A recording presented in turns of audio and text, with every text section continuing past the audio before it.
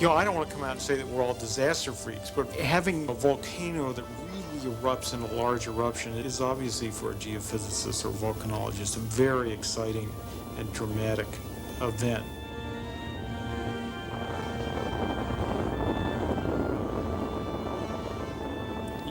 To be right there at the time when waves of ash are coming through and pumice balls are falling on your head, and feeling a lot of earthquakes as the caldera is forming and the roof of over the magma chamber is collapsing into the hole, and things like that are really, that's the stuff that really turns us on and gets us very excited about this whole business. And at the same Dave Harlow is a seismologist with the United States Geological Survey. proudest about it.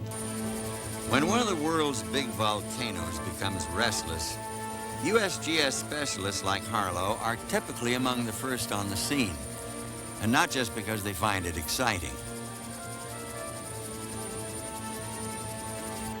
One of their jobs is to predict if an eruption is going to occur and when, so they can advise people when to get out of the volcano's path.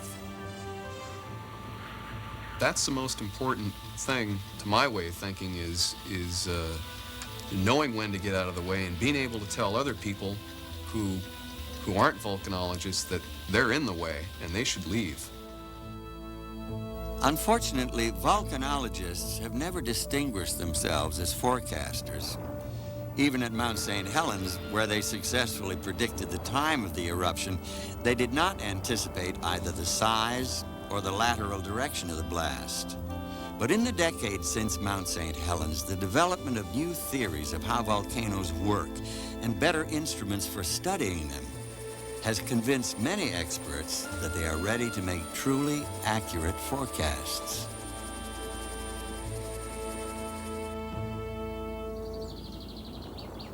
Spring 1991, Mount Pinatubo in the Philippines.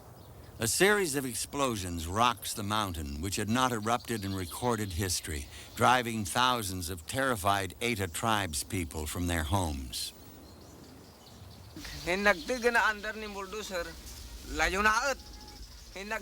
There was a rumbling, like a bulldozer, and the earth shook.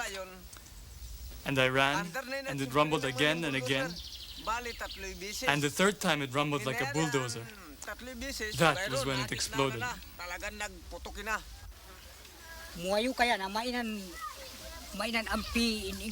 We were splashed with mud from the sky, and we all ran, and I thought it was my time to die. Meanwhile, in Manila, where only a few experts even know that Pinatubo is a volcano, no one is aware of the explosions.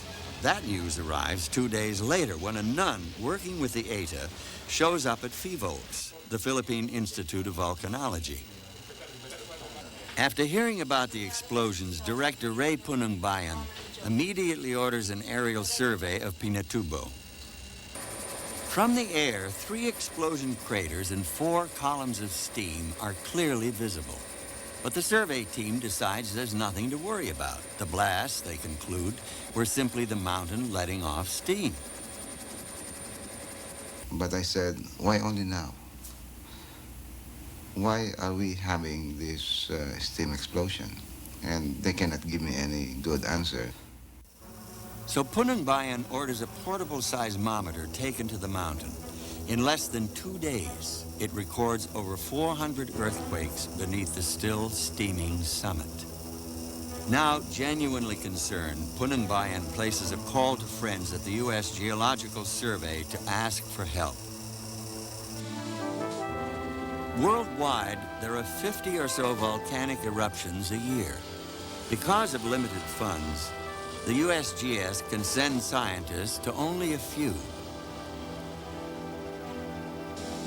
But over 10 million people and 2 huge American military bases sit in the shadow of Mount Pinatubo. Subic Bay Naval Station is 25 miles away, and Clark Air Base just 10. Less than 3 weeks after Pinatubo starts showing signs of life, U.S. volcanologists are working alongside Filipinos trying to figure out what's going on under the mountain. Three possibilities exist, one of which, magma rising from the Earth's crust, could be catastrophic. But is that what's happening? Or is the mountain simply letting off excess steam, which would be insignificant? Or are the earthquakes being produced by tectonic stresses caused by shifting in the Earth's crust? This might cause local damage, but little more.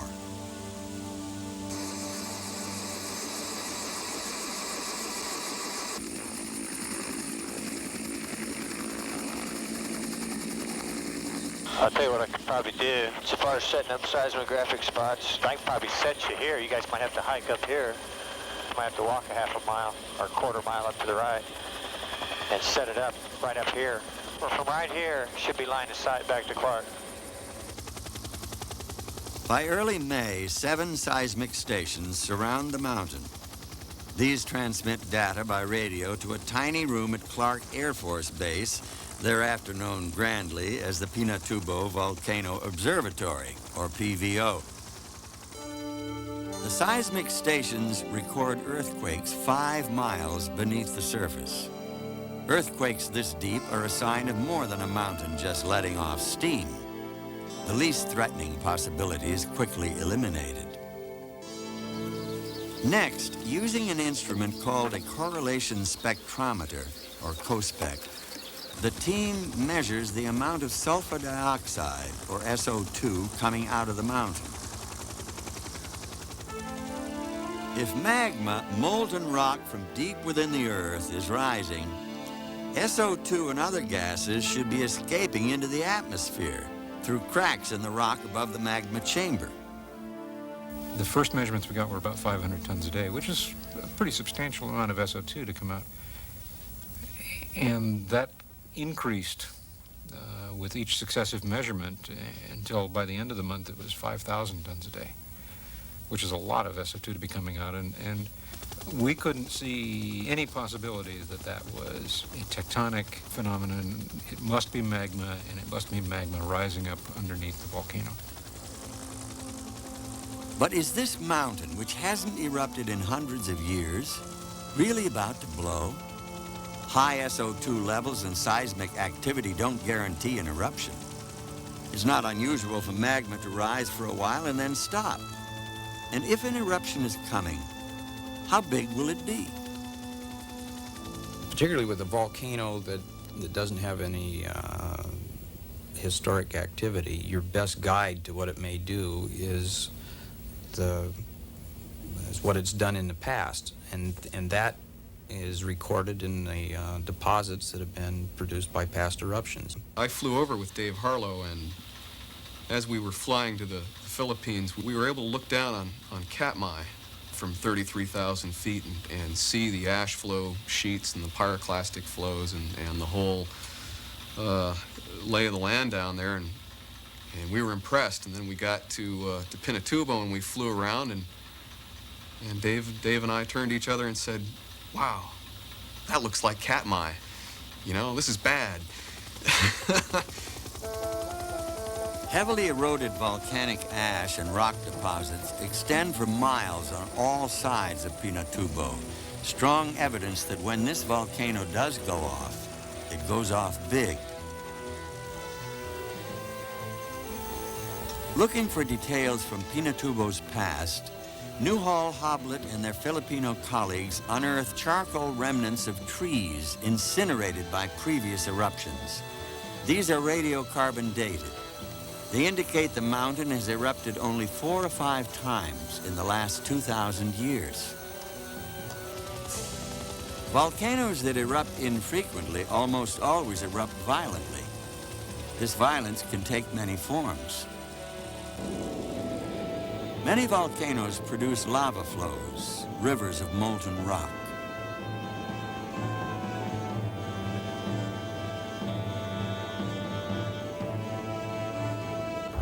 Others eject vast quantities of ash and rock into the air. As this material falls to Earth, it can completely smother the countryside.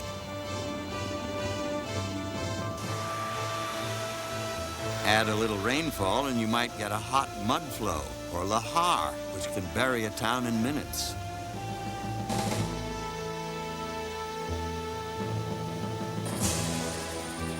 This devastation at Mount St. Helens was caused by a tremendous lateral blast, triggered when a massive landslide weakened the volcano's wall.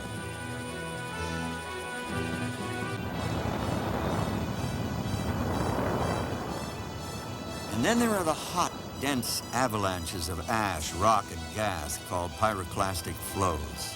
These can roar down a mountain at 100 miles per hour, burning everything in their path.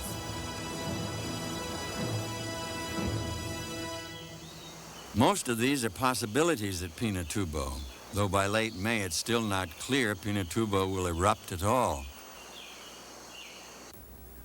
Geologist Rick Hoblet is a veteran of Mount St. Helens. While in the Philippines, he keeps a detailed diary of life at PVO. Journal entry, 28 May, Tuesday. Up at 05:30, shower, get ready for Cospec flight in a Huey. Ask Harlow to watch the drums while we're at the crack. Fly past Summit to west side. God, look at the old pyroclastic deposits. Land, grab a few samples of old dome fragments. Fly back to base. Seismicity quiet. 31 May, Friday. Wake up feeling awful. Something bit me on the forehead. Earthquakes today impulsive, small. Low amplitude tremor-like signal at 2 stations in net. Andy says vents showing low vigor, little steam today. Andy and I go to commissary. We're the only people in the place with beards. As we drive around the base, we see a sign for some show called The Last Days of Pompeii. Dinner tonight at Colonel Anderegg's. I sense they would like to be reassured, but we can't tell them it will all go away. Something was going on, but it was in kind of a steady state. The number of earthquakes per day that we were locating ranged between 40 and 150, which is high, but it's not enormous. What was a little bit worrisome is that the locations of those earthquakes were spread over a wide area, some 5 or 6 kilometers in diameter. So the footprint of what was going on was big, and that was of concern to us. Journal entry, 2 June, Sunday. Activity at vent is up. More ash coming out. Some puffs to 1,000 feet above the summit. Dave, Andy, John, and I discussed the situation after breakfast. We're not sleeping well because of nerves. Is it possible that a catastrophic eruption could occur with no warning? I think that this is possible. Depressing subject. Not sure what the probability is. My best seat of the pants estimate is something between 1 and 10%. This may be paranoid, but blame it on St. Helens. Journal entry, 3 June, Monday, 1941. A big event comes in, probably an explosion. Harmonic tremor larger than we've seen on all stations. Like so many others, this message from the mountains sparked speculation and debate at PVO. I was talking to Dave, and he says, well, what do you think? And I said, you know, Dave, I think maybe we're witnessing the precursor to a historic eruption. And he says, don't talk like that. I don't want to hear that. Volcanologists use 4 levels of alert to warn people of the danger posed by a restless mountain.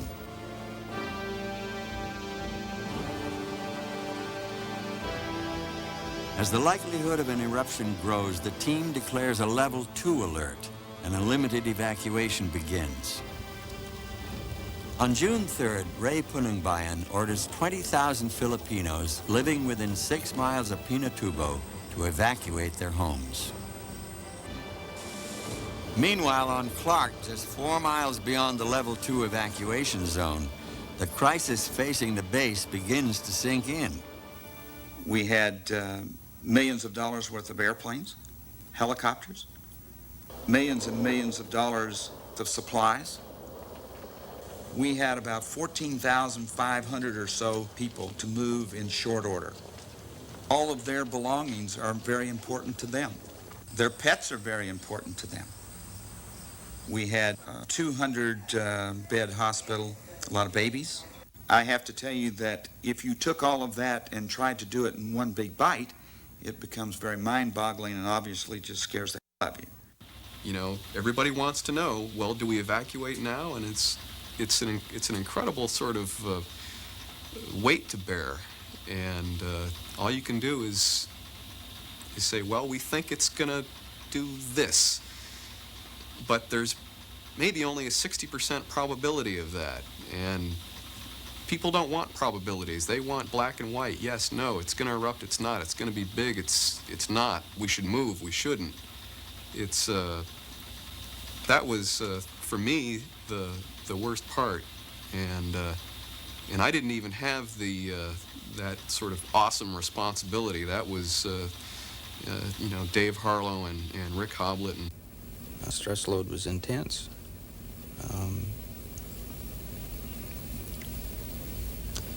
There was an awful lot riding on our interpretations, and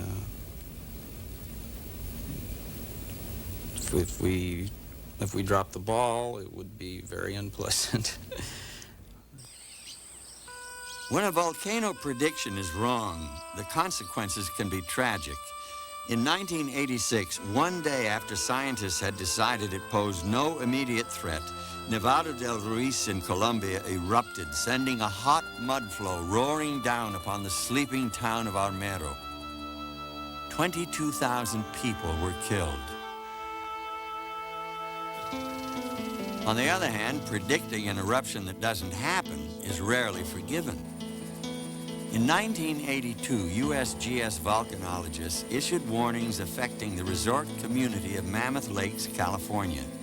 When nothing happened, townspeople concerned about lost tourist dollars and threatened property values reacted with anger.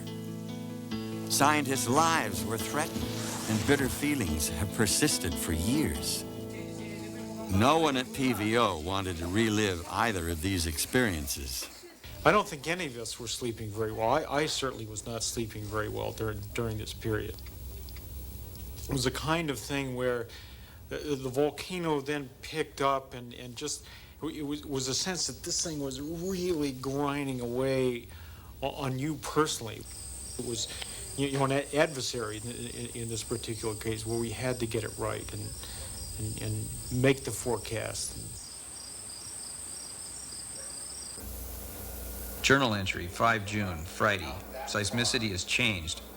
We're now getting more quakes under the vent rather than to the northwest. We're also getting many B-type events. Today's co-spec is 260 tons per day. Very low. Bad news. System is not degassing. More discussion about going to alert level 3. Andy Ewart and I leaning toward a 3. Harlow not quite there yet. PJ says if we do go to a 3, the Filipinos will expect an eruption in 2 weeks, meaning we only have one chance before we lose credibility.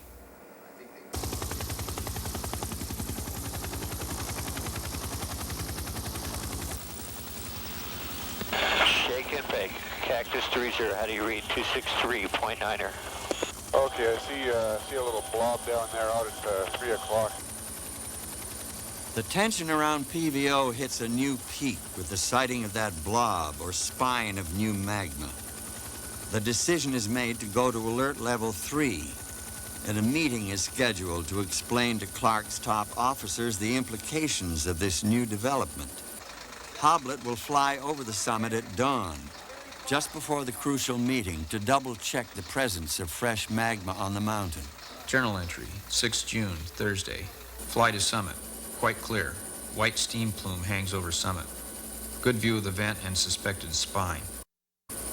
It's only an erosional remnant. Take 2 more passes, no doubt. I should have confirmed this before we went public. Return to flight line. I call PVO, get Dave. Give him the news. What to do. I say, have a nice day, as he walks into the lion's den. There was a morning meeting where I needed to present basically a story about how the the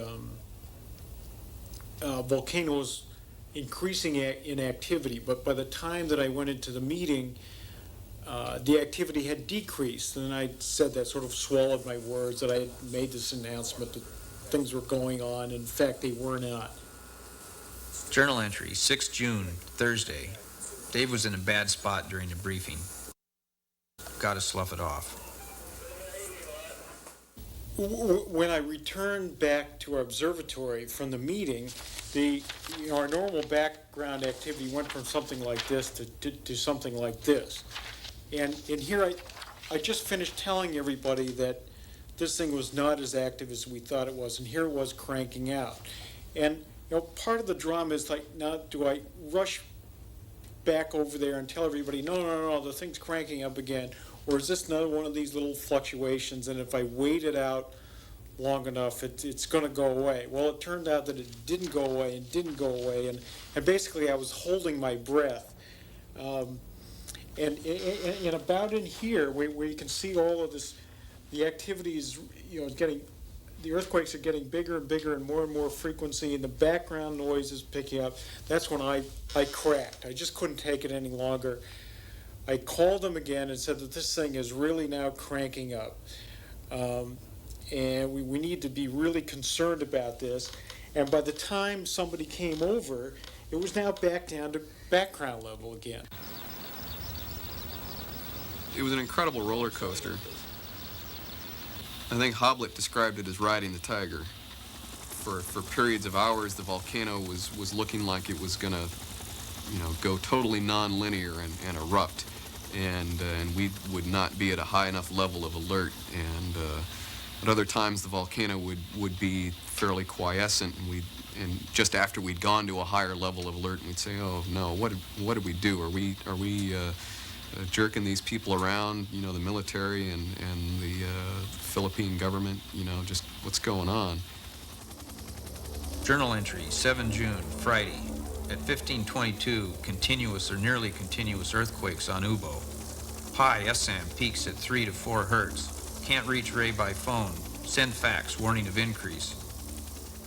Dave says he's about to call a 4, based on amplitude, continuity of seismicity. Colonel Grimes says, once you declare a 4, the end of the world happens. Dave makes the declaration. Alert level 4 means an eruption could come within 48 hours. Ray Punangbayan orders the evacuation of everyone within 12 miles of the mountain. 120,000 people leave their homes for temporary evacuation centers.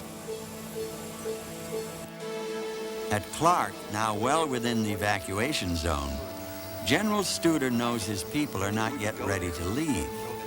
He is well aware of premature evacuation could cause dangerous panic. Convinced the volcanologists can give him at least 6 hours warning, General Studer decides the Air Force will, for the moment, stay put. Journal entry, 7 June, Friday. Ewart says if you put a frog in cold water and slowly turn up the heat, he'll stay there till he dies. But if you throw him into hot water, he'll jump out. If someone had just plunked us down in this situation on June 7th, we would have run screaming from the area or something, because you look at something and you say, wow, it's really obvious that it's getting hot here, and then we should leave. Whereas if you're sort of slowly working into the situation, you say, yeah, it's a little worse than yesterday, but we made it through yesterday and we're still here, and well, we can probably stay a little longer. There's, you get familiarity breeds contempt or something, and you get used to the situation. You begin to think that, maybe you're going to be luckier than you are. Perhaps this kind of overconfidence is what led to tragedy in Japan earlier that same week. Through the spring, magma had been rising beneath Mount Unzen. By late May, molten rock was visible through cracks on the mountain's summit.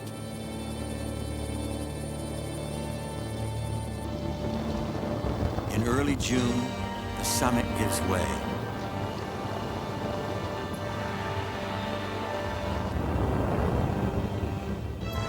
while, the resulting pyroclastic flows behave exactly as expected. So a group of volcanologists and journalists move in for a closer look. Suddenly, a flow changes course, trapping 43 people who burn to death.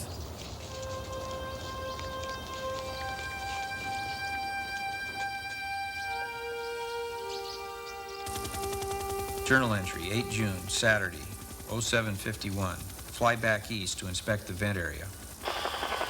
If that's coming up out of the ground, we got a serious problem. Well, do you want us to keep flying around looking at it, or?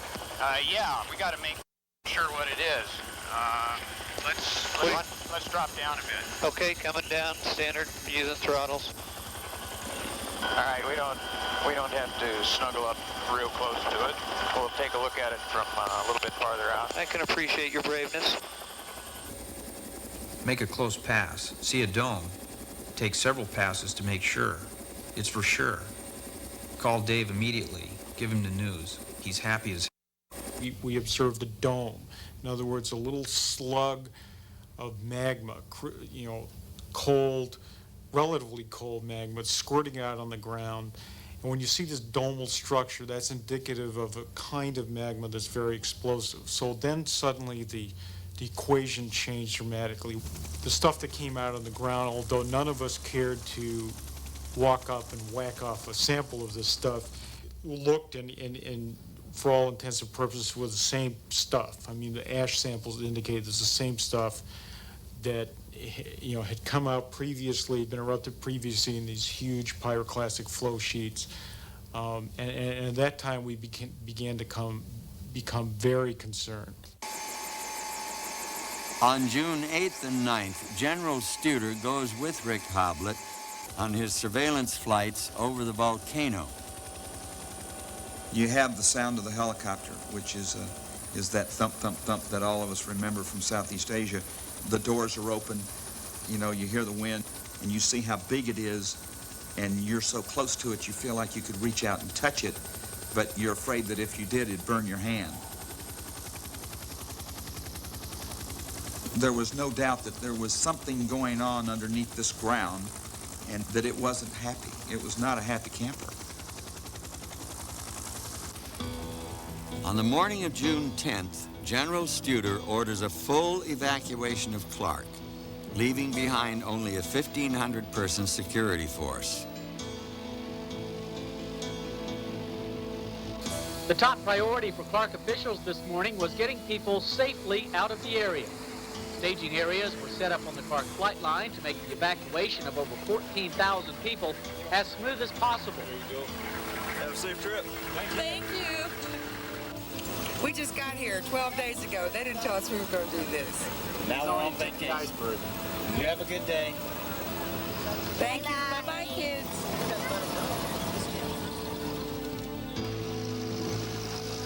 The evacuations now underway affect hundreds of thousands of people.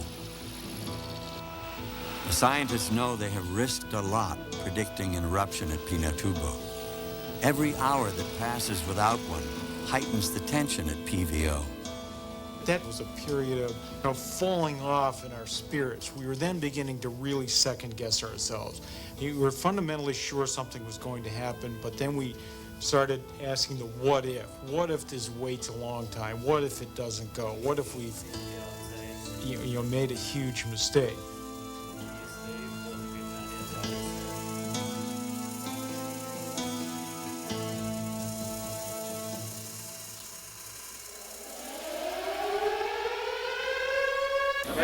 That is true in the extreme upper level. It's currently about 65, and we just watched it go boom almost right off of our skull. Yeah, that's true. Is the alarm going off? Are we being evacuated?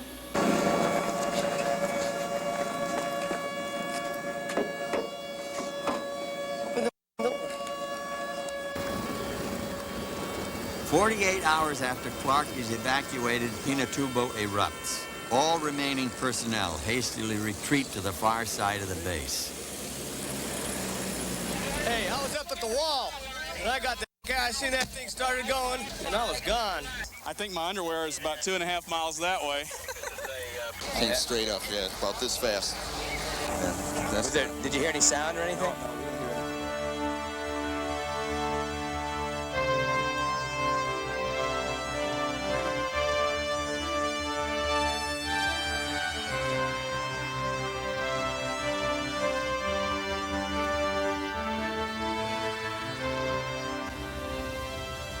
When that first big blast happened on the 12th of June, there were several airmen around us just, looking at this thing and, this is just being awed by this, where I was, I was jumping, yeah, go, all right, that's great. I mean, it was more of an emotional release. One, it was a spectacular blast, and second,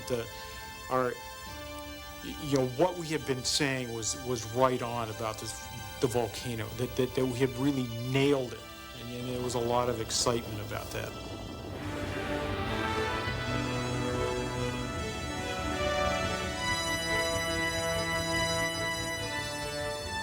People after the first eruption would come and say, "Was that the big one? Was that the big one?" I was like, "No, I don't think that was the big one. That was, you try and make a analogy or metaphor. No, that was like a throat clearing thing, or a vent clearing phase.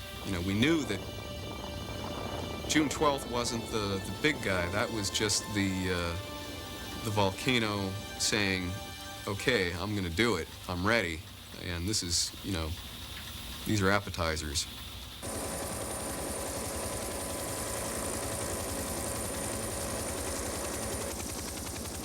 This first eruption covers the once green area near the summit with a thick blanket of gray ash. And there's lots more where that came from.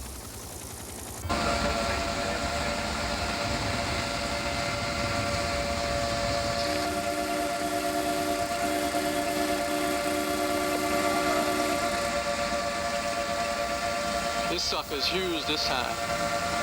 We got to get out of here pretty soon. That stuff gonna come down right on us this time.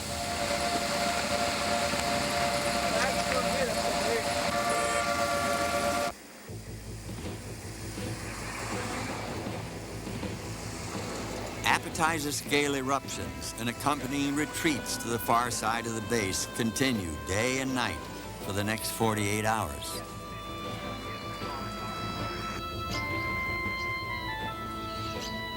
With each eruption, communities as far as 50 miles from the volcano are showered with ash and sand.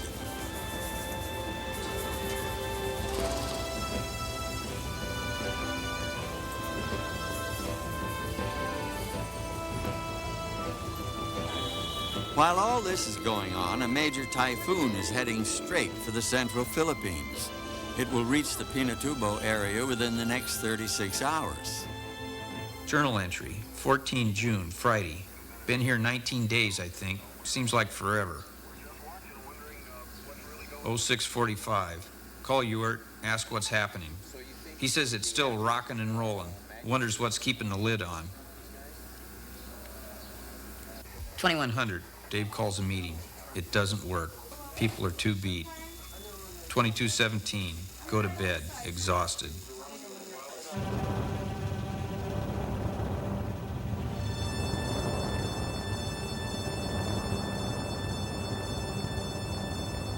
On the 15th, Pinatubo serves up the main course. From 2 a.m. on, there is a continuous eruption, punctuated by massive explosions that send ash 100,000 feet into the air.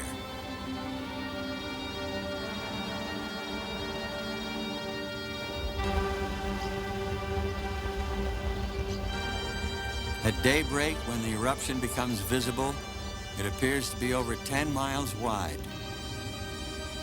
Pyroclastic flows roar down from the summit in all directions.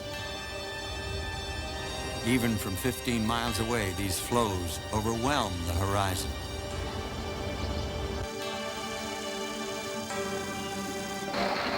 Somebody give me the date and time. June 15th, Saturday, 0600.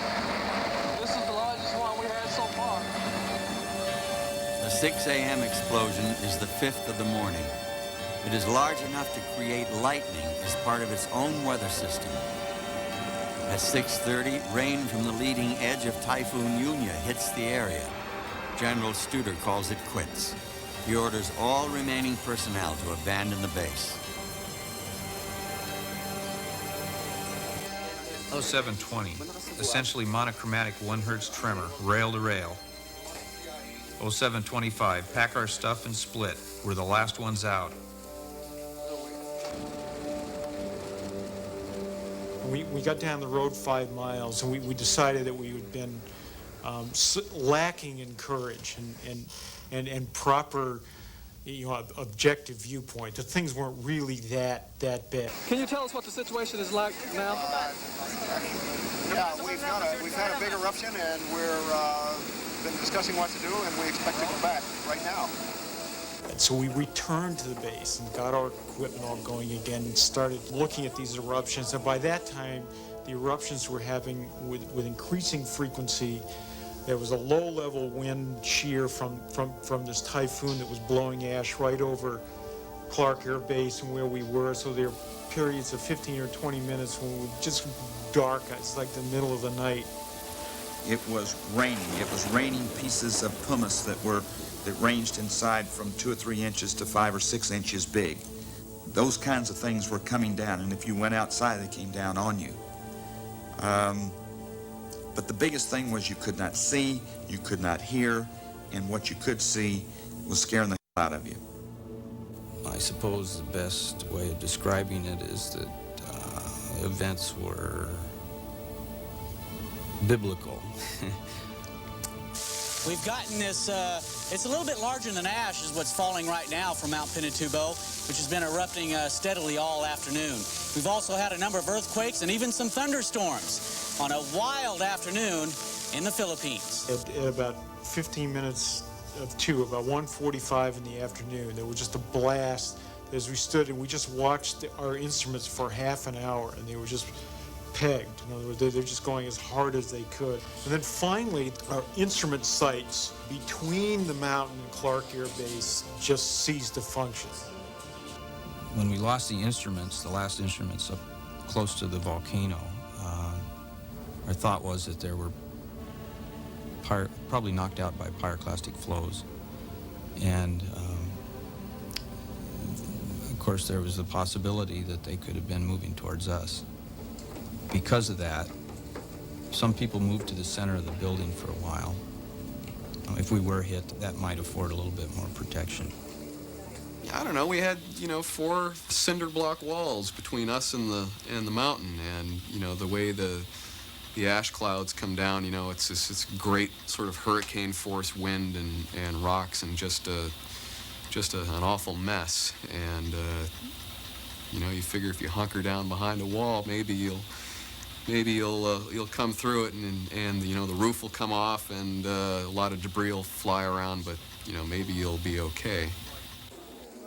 We had some calm, frightened moments. Nobody could decide what to do, what to think, really. Andy Lockhart had just made some popcorn, and John looks over and sees Andy eating popcorn and says, what are you doing eating popcorn at a time like this? And Andy says, I always eat popcorn at this part of the movie. This is 4:10 in the afternoon, raining stones, pebbles. Finally, the decision is made to leave. 6 months later, General Studer remembers that moment at a conference in San Francisco.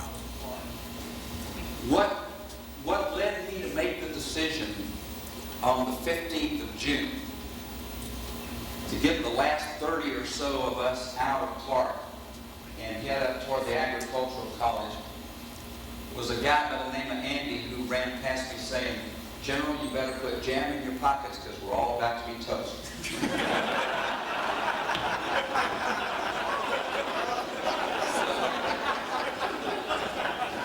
I'm telling you, you can have satellites, all these little things sticking in the ground and all that other. And let me tell you something, when that guy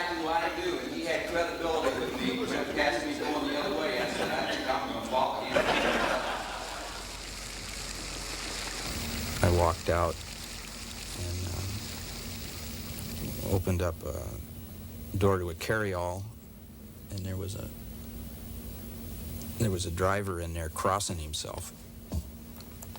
And I said, do you know how to get to this place? And he said, no.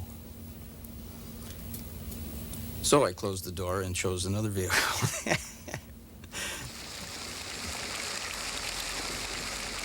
Pitch darkness, raining mud, pumice balls that size bouncing off the car, and by that time it was it was like our dignities were still in place. We were not completely panicked, and it was an orderly but a retreat that we were very confident we were doing the right thing. There was no question about anybody's courage left anymore. I don't regret leaving at all, and I think if I was put in that situation again, I might have left sooner. No, I don't regret leaving at all. It was a huge eruption, and I think just psychologically, I was just happy to get away, to go anywhere else, as long as it was away from where that eruption was happening. I think if I'd still been on the base and I'd started feeling these earthquakes, I don't know, I might have come unglued. As it was, it was a week of almost no sleep and incredible stress, and then to have this sort of constant earthquake activity was unnerving. As it turned out, some of us had the best sleep we'd had in a week that night, being rocked to sleep by these things and knowing that we were away from. Well, we were a little bit further away. We didn't know if we were far enough away, but we were. It was just important to leave. And if I'd been on base when that seismicity kicked in, I don't know. It would have been bad. Thanks to the prediction, virtually everyone within 15 miles of Pinatubo was evacuated before the cataclysmic eruption. But the huge blast, coupled with the typhoon, spreads devastation far beyond the evacuation zone.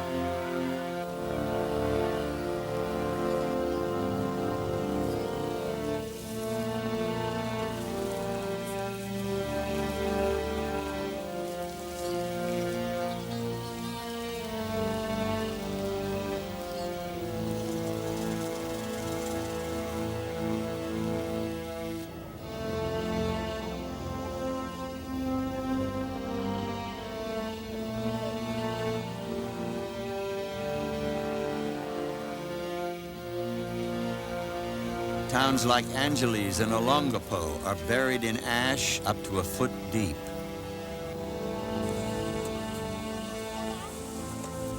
Innumerable roofs collapse under the weight of rain-soaked ash and the near-constant shaking from earthquakes. While tens of thousands of Filipinos suffer in the aftermath of Pinatubo, the evacuation has kept the death toll to under 500.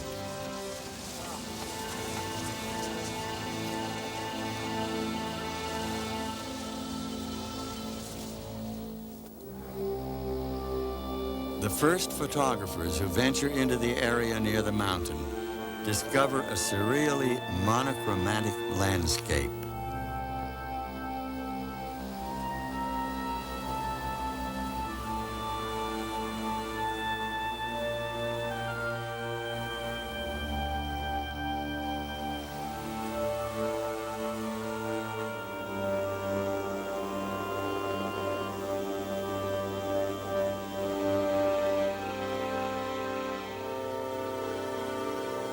Even miles from the summit, the countryside is blanketed with ash.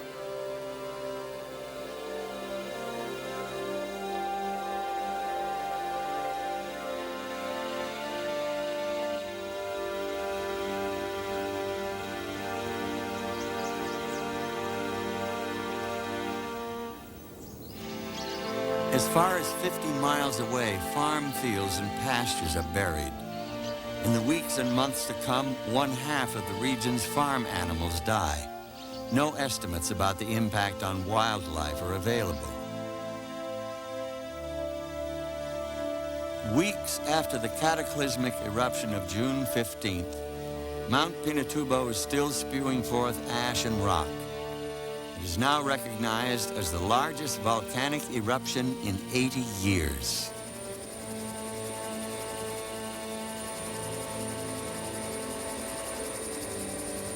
The total volume of products produced by the eruption can only be broadly estimated. It's somewhere in the neighborhood of 5 to maybe 8 cubic kilometers of ash deposits of various kinds. And it's approximately an order of magnitude, roughly 10 times the size of the Mount St. Helens eruption in 1980.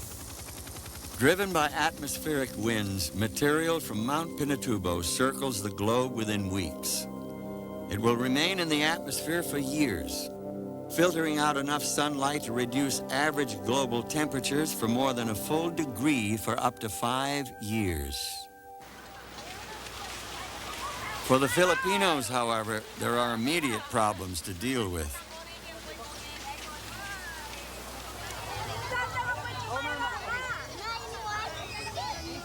Three weeks after the eruption, the number of people displaced by Pinatubo is put at 250,000. 4 months later, 200,000 are still in evacuation centers. Their return home complicated by the problem of volcanic mud flows, or lahars.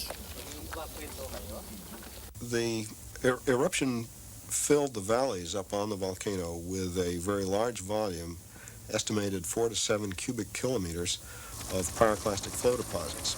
That's fairly loose ash and pumice fragments that fill the valleys in places, in at least one place, up to more than 200 meters thick, over large areas 30 to 50 meters thick. And these are very loosely consolidated and hot. Once rained upon, they are easily remobilized as lahar or mud flow.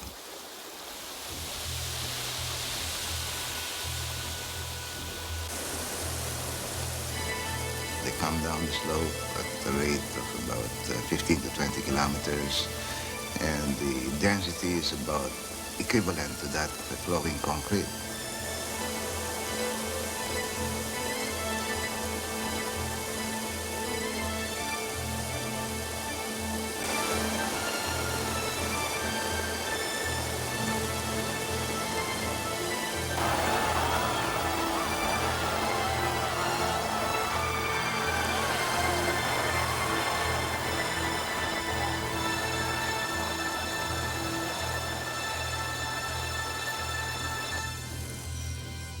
Throughout the months following the eruption, Philippine authorities fight a losing battle to keep rivers free of sediment.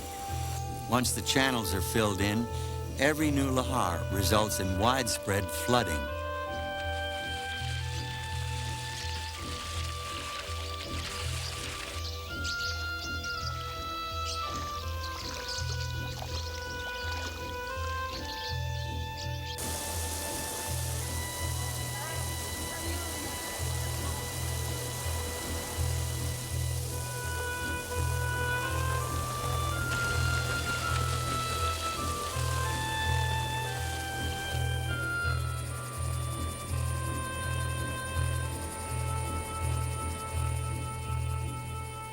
The estimates are about 650,000 people lost their jobs, and about 50,000 families have permanently lost their homes. This consists of 10,000 Aitas, which are our cultural minorities, our indigenous people, and about 40,000 lowland families. These lowland families, their places of residences have either been turned into riverbeds or they have been covered with 1 meter to 4 meters thick of lahar.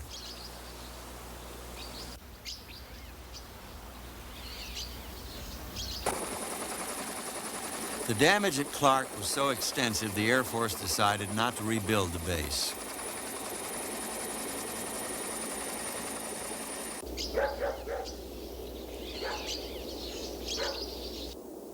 Subic Bay was also heavily damaged, but the Navy decided it was too valuable to abandon. Millions were spent to make it operational again. But less than 6 months later, the Philippine Senate refused to renew the Navy's lease, effectively ending America's 100-year military presence in the Philippines. While no one expects another major blast, Mount Pinatubo has not yet gone down for its much-awaited 600-year sleep. Eruptions still happen. Most are quite small. But some have required the evacuation of tens of thousands of Filipinos, and there has been loss of life. Property damage caused by mud flows may continue for a decade.